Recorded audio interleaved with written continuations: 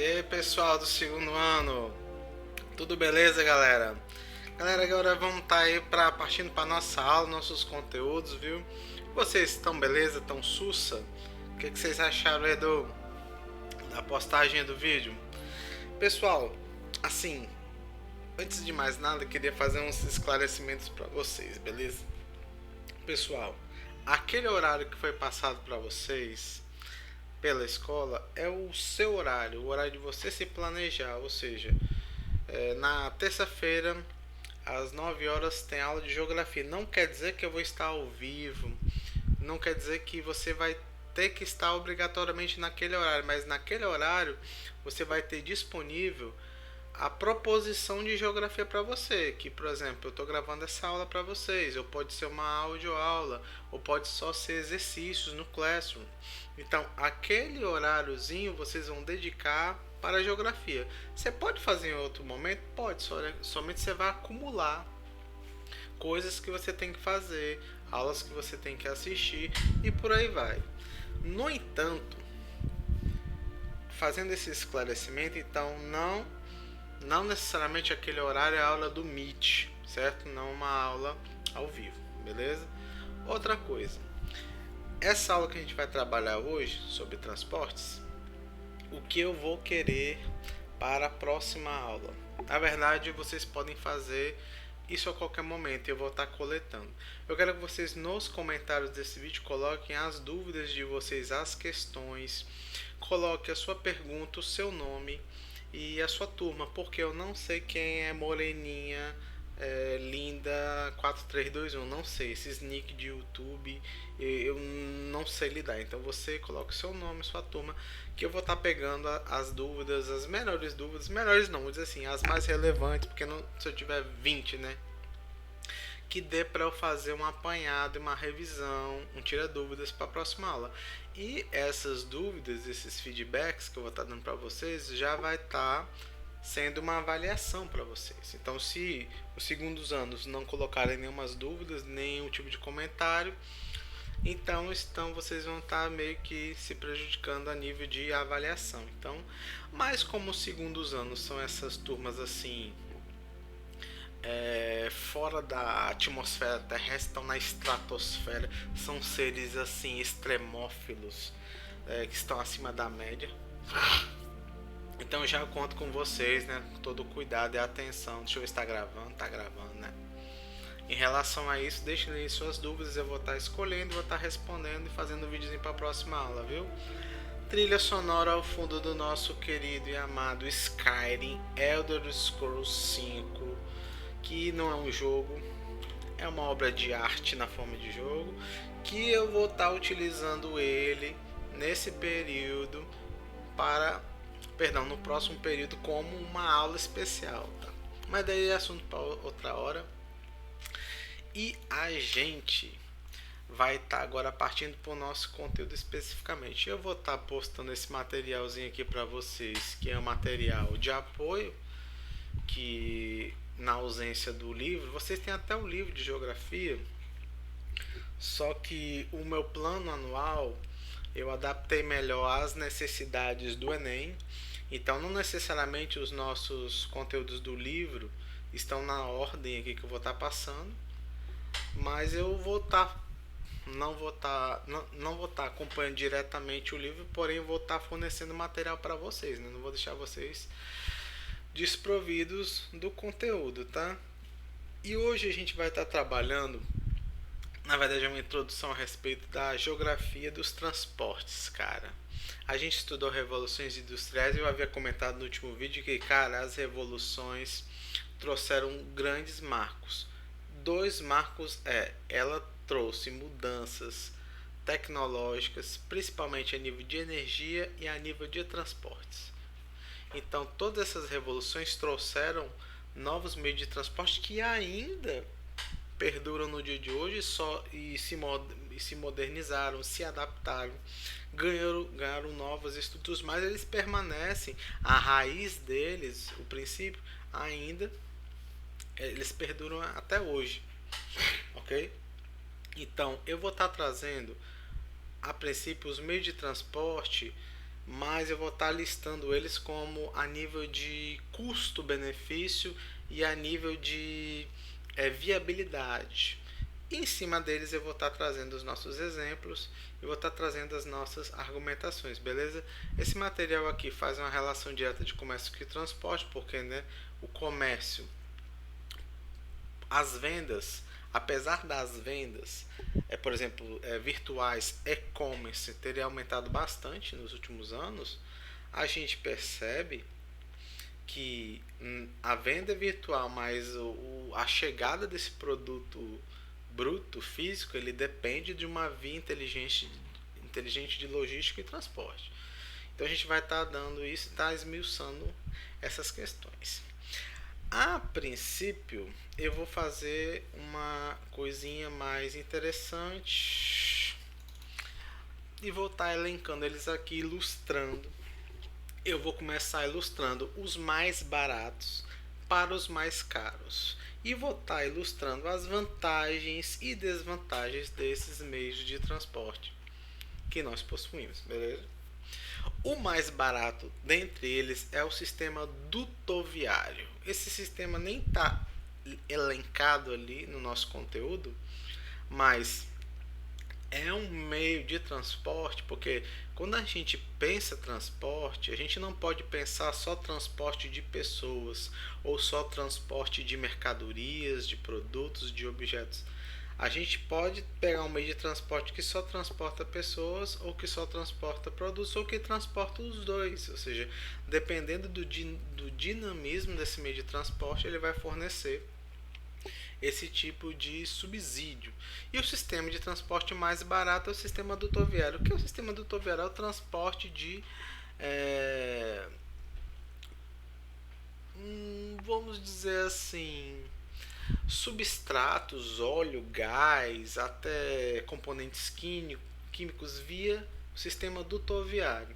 Por que esse é um sistema barato? Cara, por exemplo, para você fazer um sistema dutoviário, por exemplo, o Brasil tem um acordo comercial com a Bolívia desde 1996, eu acho, que é um duto que liga a capital boliviana, La Paz, até Brasil, que o Brasil fez um acordo que ele compra o gás boliviano.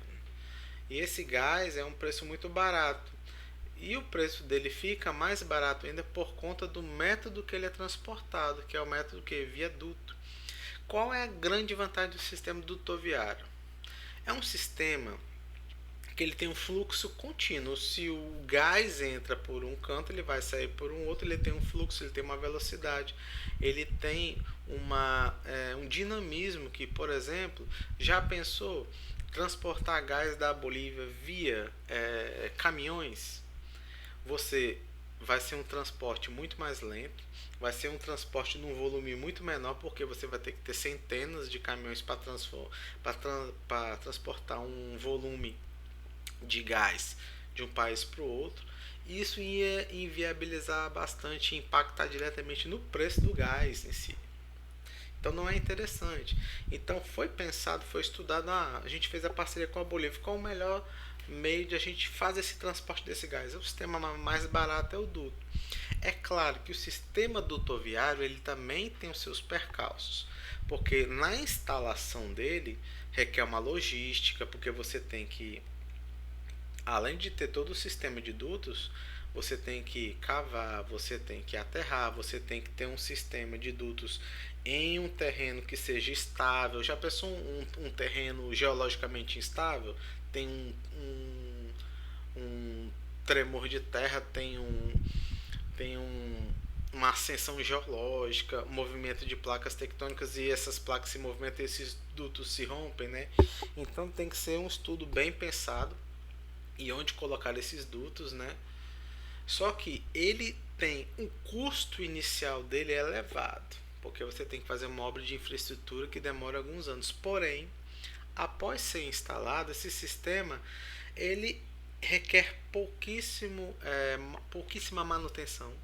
Esse sistema, ele dificilmente ele vai te trazer problemas, a não ser que, sei lá, alguém venha fazer uma escavação, não sabe que ali passa um duto, perfure ele, aí vai ter que uma equipe técnica até a região realizar o reparo. Só que eu não sei se vocês já viram em algum local, mas em locais urbanos onde passa dutos existem placas, existem sinalizações que ali não é permitido fazer qualquer tipo de escavação por conta que ali passa um duto, ou de gás, ou um duto de óleo, ou um duto de algum produto químico, certo? Então, eu acho até interessante assim, vamos supor, o pessoal fez um estudo que ele vai passar um duto e esse duto vai cortar sua propriedade. Esse duto transporta gás. Esse duto pode trazer algum risco para sua residência? Pode. Caso haja algum vazamento, alguma explosão, alguma obstrução em uma parte do duto mais à frente, ele venha a eclodir, explodir, ele pode. E é por isso que a empresa ela lhe paga um royalty. O que é um royalty? Royalty é um aluguel. Ou seja, olha, a gente está usando da sua propriedade meio que subterrâneo, né?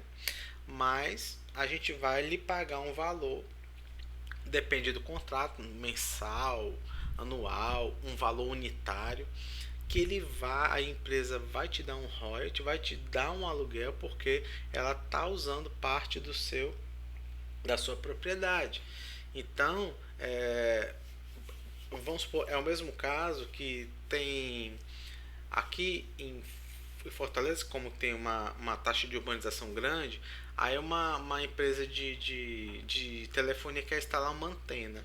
Aí ele vê que aquele determinado local é o mais viável, só que, sei lá, é uma residência.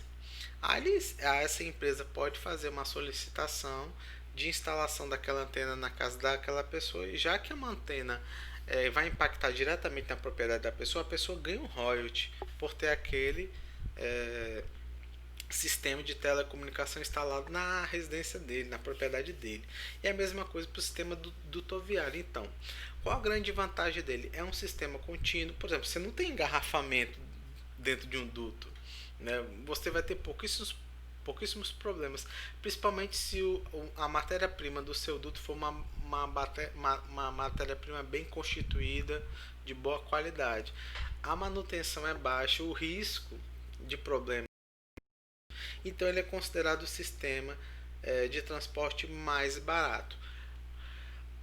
Atualmente, o sistema dutoviário só transporta materiais, produtos que eu falo, derivados líquidos ou pastosos, ou alguns tipos de dutos podem até transportar sólidos, porém esses sólidos eles são imersos em algum tipo de líquido para dar mais fluidez e dar mais agilidade.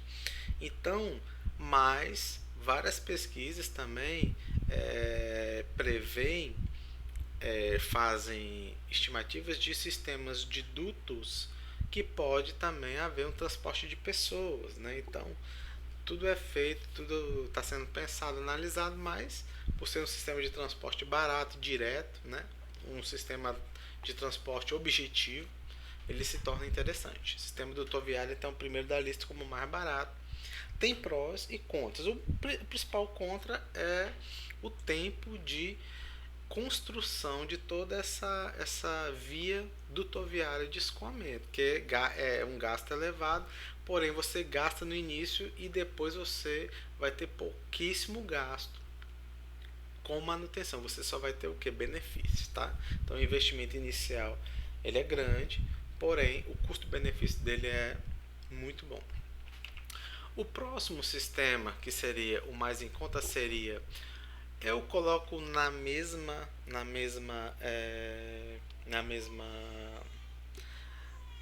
eixe, bebê chorando, 1, 2, 3, bebê chorando. Eu coloco no mesmo patamar, que é o transporte marítimo e o transporte, o sistema hidroviário, né? Porque eles têm uma diferenciação. O sistema marítimo é porque ele acontece nos oceanos e mares, né? Por exemplo, o transporte de cabotagem, vamos supor, um navio que sai do Porto de Santos para o Porto do Pecém em Fortaleza, isso é chamado de transporte marítimo de cabotagem.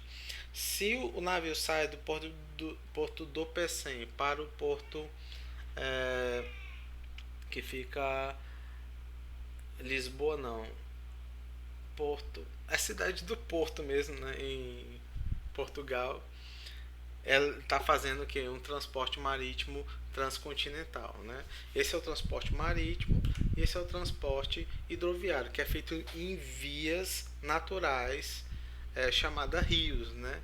Porque ele é o segundo sistema mais barato. Pessoal, o sistema dutoviário você não tem que construir os dutos, o sistema hidroviário não. O local que você vai realizar o transporte já está feito.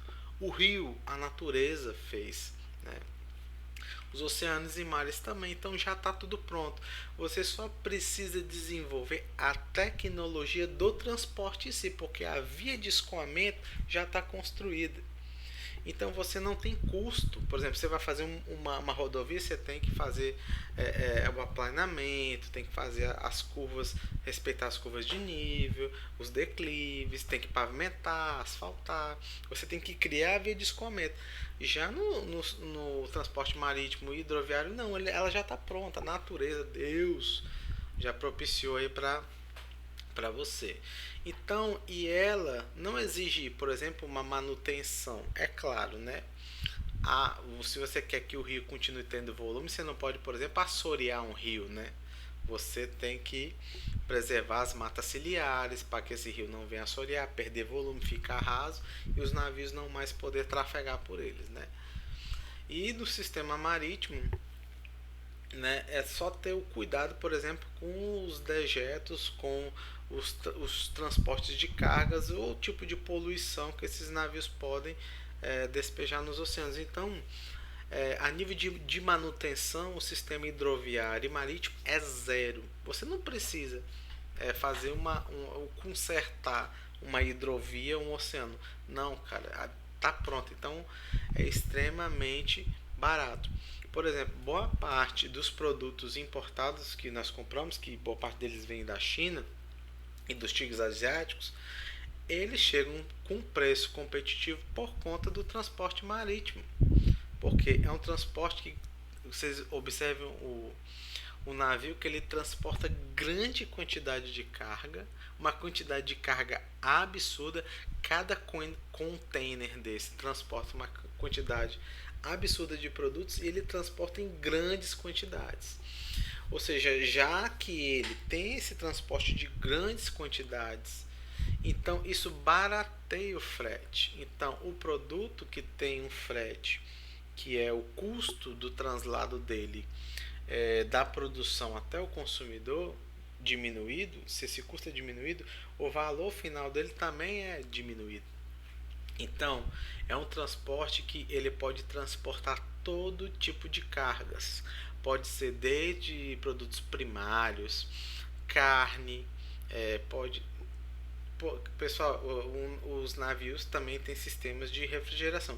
Como você acha que o Brasil exportou galinha com coronavírus para a China? É o payback, meu irmão, payback. Toma o payback. Como que o Brasil exportou galinha para a China? Pô, tem sistema de refrigeração, certos containers, tá? Mas, por exemplo, um container que não exige isso, vamos supor, um container trazendo placa de vidro processador, que está a temperatura ambiente, ele não tem que ter todo esse custo dele ainda é menor ainda. Então ele transporta um volume grande de cargas, que pode ser grãos, pode ser carne, pode ser tecnologia, pode ser, existem vários navios que se especializam no transporte de derivados primários, que são os graneleiros, que levam grãos, né, milho, soja e por aí vai. E tem os navios especializados, por exemplo, no transporte de petróleo, que são os petroleiros, né? Que comumente, se caso um deles, né, venham a naufragar, também a gente vai ter vários problemas ambientais associados. Mas eles são muito baratos. O lado negativo deles seria a velocidade. Eles não são muito rápidos. Por exemplo, um produto para vir da China para cá demora algumas semanas e até meses. Tem as turbulências oceânicas? Tem, mas a questão não é nem isso, é a questão que o próprio sistema, a própria tecnologia dos navios é de velocidade baixa. Porque, apesar dos oceanos serem vias já construídas, são vias extremamente instáveis, ou seja, elas estão suscetíveis a tempestades, são suscetíveis a vários elementos naturais, entendeu? É claro que um navio de grande porte vai ter mais condições de enfrentar esses elementos, mas, por exemplo, no miolo dos oceanos, nas partes mais afastadas do continente, a instabilidade do tempo é muito grande. Então, pegando grandes células de tempestade, furacões e por aí vai. Então, tem essa via que ele não pode ir tão rápido, ele tem que ter numa velocidade média segura. Porém, essa lentidão é compensada pelo valor final que esses produtos chegam extremamente acessíveis com um preço muito em conta por causa desse transporte. Então, cara, o Brasil, ele por ter uma região de costa extremamente grande, ele tem que se aprimorar no sistema portuário, tanto de cabotagem que é entre os estados, mas também, cara, boa parte do nosso transporte de mercadorias dentro do Brasil acontece via rodovia. Vocês sabem, quando vocês querem comprar algum produto de alguma loja que está em São Paulo, no Rio, põe lá calcular o frete. Meu irmão, o frete muitas vezes é uma facada que você desanima e você não compra o produto. Às vezes tem frete, dependendo de um produto mais simples, é mais caro que o próprio produto. Então, não vale a pena, porque ele vem o que? Via rodoviária, que é extremamente caro. Mas se esse produto viesse via navio, via cabotagem, é claro que o navio não pode parar na porta da sua casa para te entregar o produto, mas ele vai cobrir uma grande distância que já vai diminuir o custo daquele frete para você, tá? Então o Brasil carece de bons portos. Tem um porto de Santos, tem um porto do Pecém que vem se destacando, né?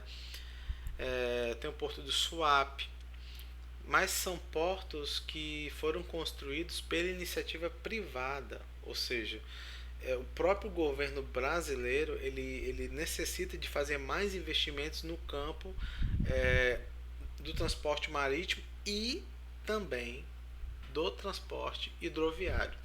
O Brasil é um dos países que menos aproveita a sua rede hidrográfica, que são os seus rios. É muito comum na região norte, por exemplo, você ter transporte de pessoas, tipo ônibus, por via de barcos, porque lá é uma região que tem muitos rios. Mas o Brasil, em várias regiões, ele tem muitos rios que poderiam ser melhor explorados a nível de transporte de produtos e de pessoas, que é um transporte mais barato, mais em conta, tá? Então, o transporte hidroviário é muito mal explorado no Brasil, porque claro que os nossos rios eles estão muito solapados pelo assoreamento, isso prejudica a questão do translado.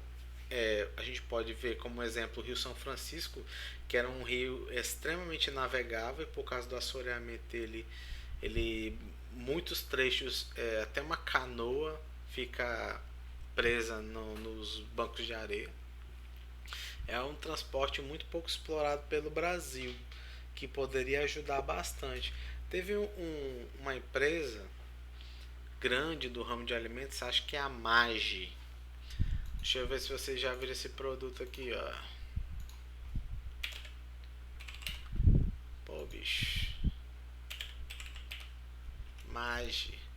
Não, aí, ó, mostrou, ó. Aqui, ó, o caldo de galinha Magi. Essa empresa que faz sopa, caldo, miojo, faz tudo. Essa empresa, a principal matéria-prima dela é a soja, né? E ela viabilizou uma hidrovia na região norte, aonde a produção de soja dela passa direto pela via hidroviária até o porto de exportação, ou seja, ela fez um investimento em uma hidrovia investiu dinheiro, porém o retorno que ela tem hoje, porque os produtos dela são competitivos lá fora, Estados Unidos, Europa, tigres asiáticos. Por quê? Porque eles vão com um valor mais baixo por conta que o transporte hidroviário diminui os custos deles. Para vocês terem uma ideia como ele é importante, beleza? E esse então é o segundo mais barato, sistema hidroviário, porque né, o rio está pronto. O terceiro mais barato seria o sistema ferroviário. Cara, aqui a gente vai chegar num meio de transporte que se originou na primeira revolução industrial, com as máquinas a vapor, que foram grandes marcos. Só que o sistema ferroviário ele não parou de evoluir. Ele tem até hoje sistema ferroviário de transporte de pessoas que funciona a alta velocidade, é o trem-bala, né? E existem sistemas ferroviários tão interligados, tão inteligentes, que ligam países, como principalmente países da União Europeia. É muito comum você viajar da França para a Espanha via trem, trem rápido, trem dinâmico.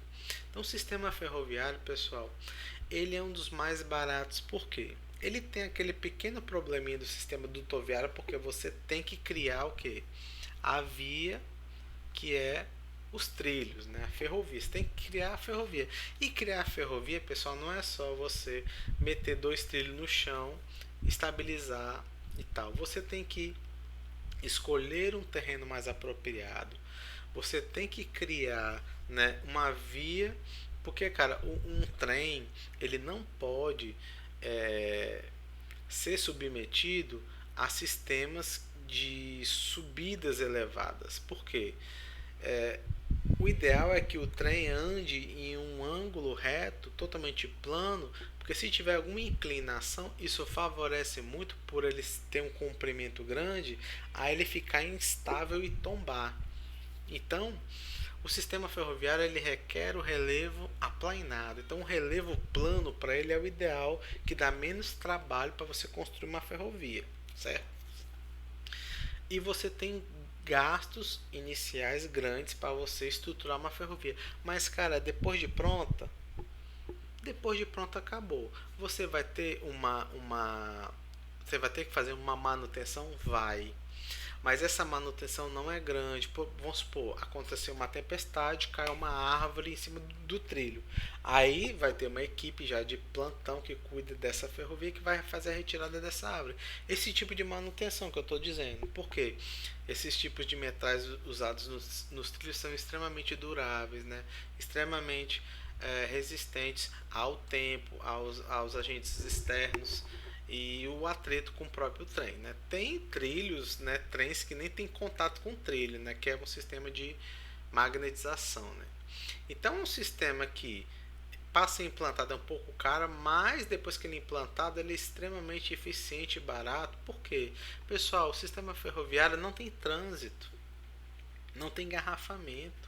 É um sistema direto, é um sistema cronometrado, é um sistema extremamente preciso, que as intempéries não vão interferir, a não ser em um país de clima polar, que o frio pode, né, ajudar na contração e dilatação do ferro, aí que eles têm que fazer algumas coisas para evitar essa contração, porque é a questão de temperatura que vai influenciar.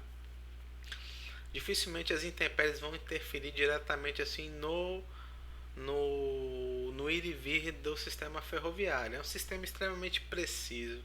Eu até contei o exemplo que eu trabalhava em Maracanaú e o horário de chegada era 7h05, chegava lá 7h05 religiosamente, porque ele não tem por que atrasar, né? Eu acho por isso que o trem não é tão popular no Brasil, porque a nossa cultura é a cultura de atraso, né?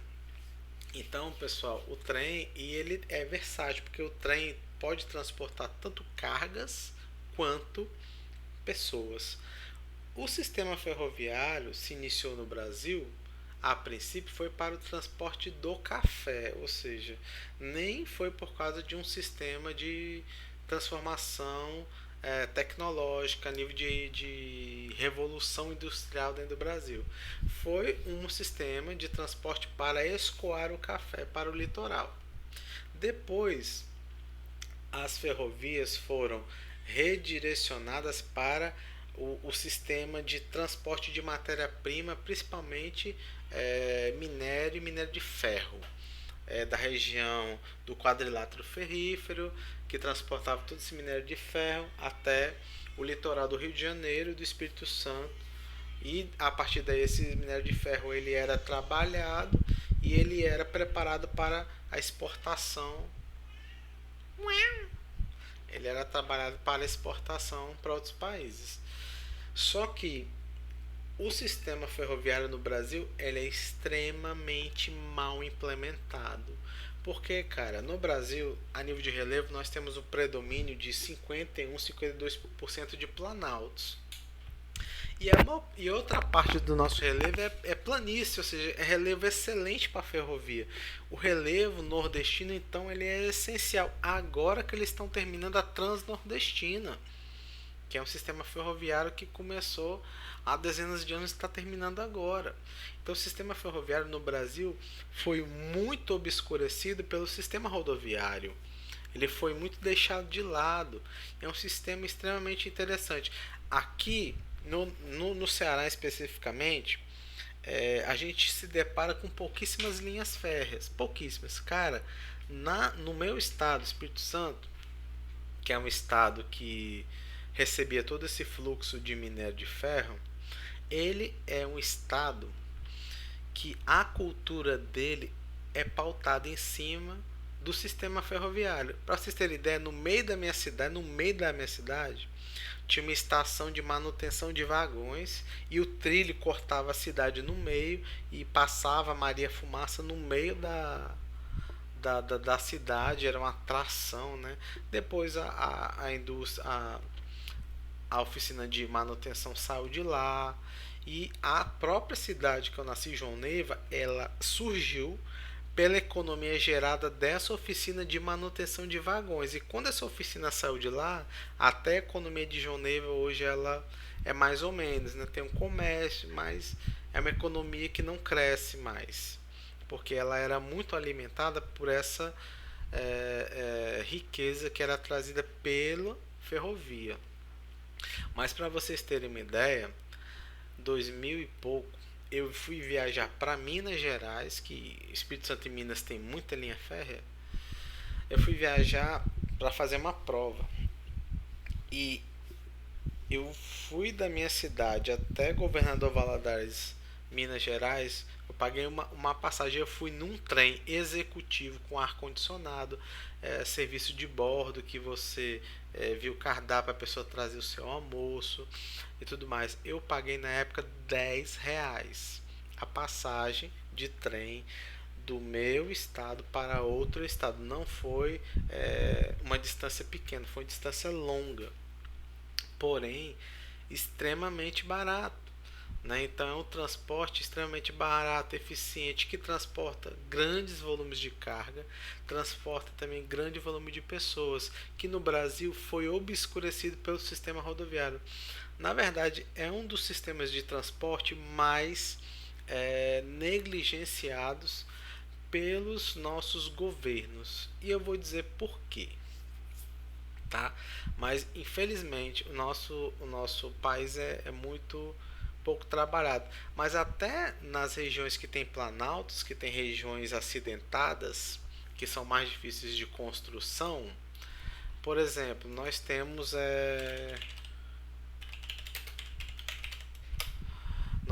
sistemas de túneis. Cara, isso daqui, ó, que isso, meu irmão? Esse negócio é tão comum na minha região que eram ferrovias que a ferrovia tem que sempre buscar um caminho reto e mais curto. Muitas vezes tinha um planalto no meio do caminho, ou seja, um paredão de pedra. A única via que você poderia fazer era contornar ou você fazer um túnel. Então é muito comum construção de túnel, construção de pontes, porque um planalto ela vai fazendo intercalando regiões altas com regiões baixas, ou seja, ora você vai ter que fazer pontes, ora você vai ter que fazer túneis, e até esse obstáculo, que é um empecilho para a construção de uma ferrovia, é extremamente contornável pela engenharia que a gente possui hoje. E cara, tem na Alemanha eles fizeram uma máquina que faz derreter a rocha e criar um caminho por dentro dela para passar os trens, cara. Então é algo extremamente comum na minha terra a gente se deparar com essas cenas aqui, ó. Cadê, pô?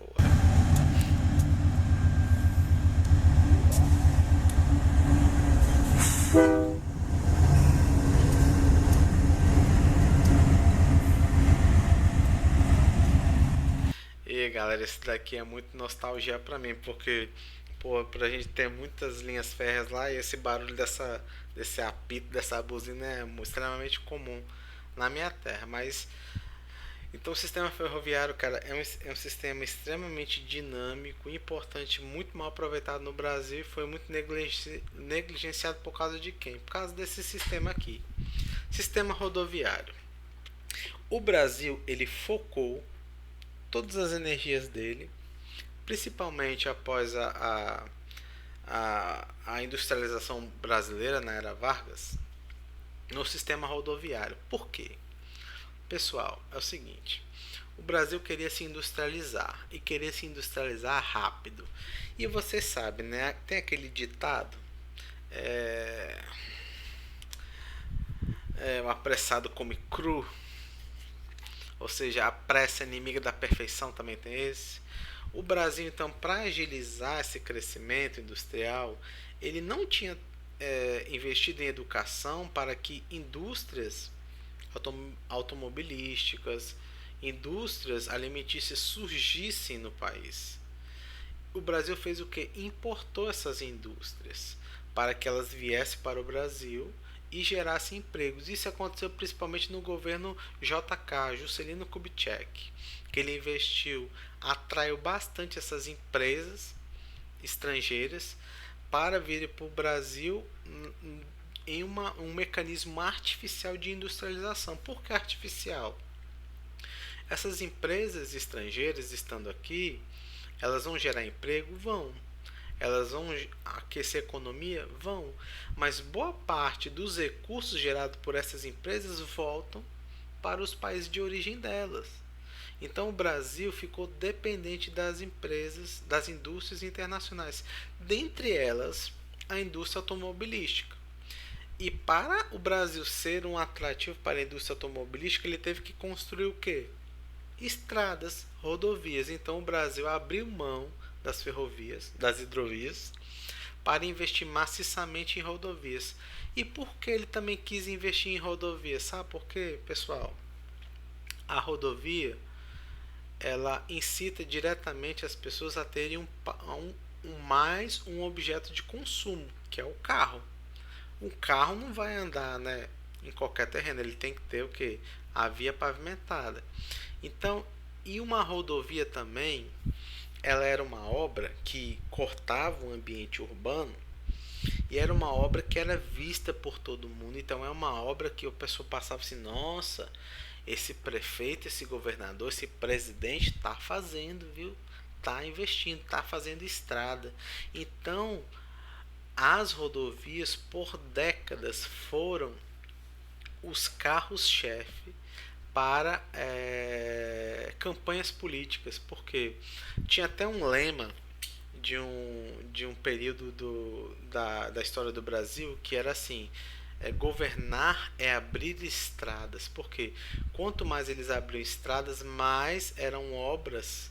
E é engraçado que até essas estradas tinham muito, eram batizadas com o nome desses políticos. E essas estradas, elas se tornavam mecanismos de eleição, de campanhas do governo. Hoje em dia o governo não atua mais assim, ele gosta mais de projetos, né, sociais, fundo emergencial, Bolsa Família, para manter esse eleitorado cativo a ele, né? Hoje mudou um pouquinho. Mas qual o problema do setor rodoviário, pessoal? É um sistema extremamente cus- custoso para ser implementado. Porque você tem que fazer o aplanamento, você tem que fazer, por exemplo, uma curva. Você não pode fazer uma curva plana, você tem que fazer um ângulo de inclinação para que o veículo que entre naquela curva ele não tenha o que ele não saia pela culatra, ele não seja puxado pelos vetores lá da física que vocês estudam. Então, rodovias são muito caras e exigem constante manutenção. Se você inaugura uma rodovia e o asfalto está perfeito, no próximo ano ele já vai apresentando desgaste, buracos e é uma manutenção constante, ou seja, você gasta antes, durante e depois. As rodovias são gastos constantes, manutenção e as rodovias, pessoal, é de longe o sistema de transporte que com maior índice de mortalidade que existe. O índice de acidentes no sistema rodoviário é gigantesco, tanto que quando tem esses feriadões, a polícia rodoviária fica doidinha, sabe por quê? Porque ele sabe que esses feriadões as pessoas circulam mais e a chance de acidentes aumenta de 30 a 40%. Então eles ficam doidos, porque é o sistema com maior índice de mortalidade. Ah, professor, e o aéreo? O aéreo é considerado o sistema de transporte mais seguro ainda, viu? O número de acidentes do sistema rodoviário são de longe superiores ao número de acidentes do transporte aéreo. O sistema rodoviário ele padece porque congestionamento, ou seja, não tem um fluxo contínuo da mercadoria, no fluxo contínuo de pessoas, ele está o que? Submetido a tráfego, a congestionamento, tem um acidente, diminui a velocidade de fluxo, então não é uma via constante de fluxo. Esse é um grande problema para o sistema rodoviário. Ele não é uma boa via de fluxo. Ele pode ser interrompido a qualquer momento.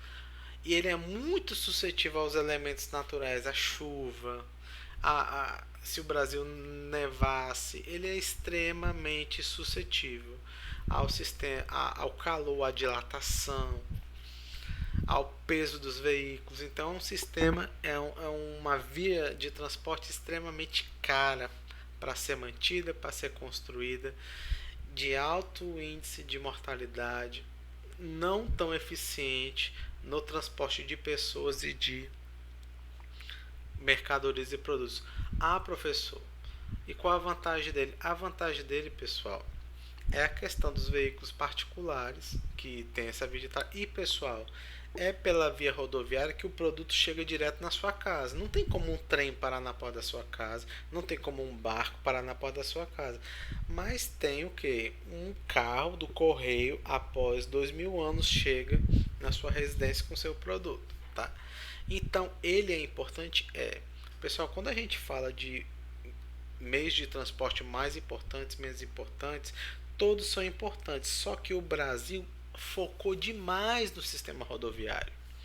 É isso que eu estou criticando. Ele deveria ter dado atenção aos demais sistemas de transporte, o hidroviário, o marítimo, né, e o ferroviário. Mas ele deu uma ênfase visando a trazer outras empresas, focou no rodoviarismo para fazer essa captação dessas empresas e criar um mercado de consumo de veículos, de automóveis aqui no Brasil, tá? Tanto que o Brasil hoje não tem sequer uma empresa nacional que produza veículos. A Coreia do Sul tem duas, eu acho.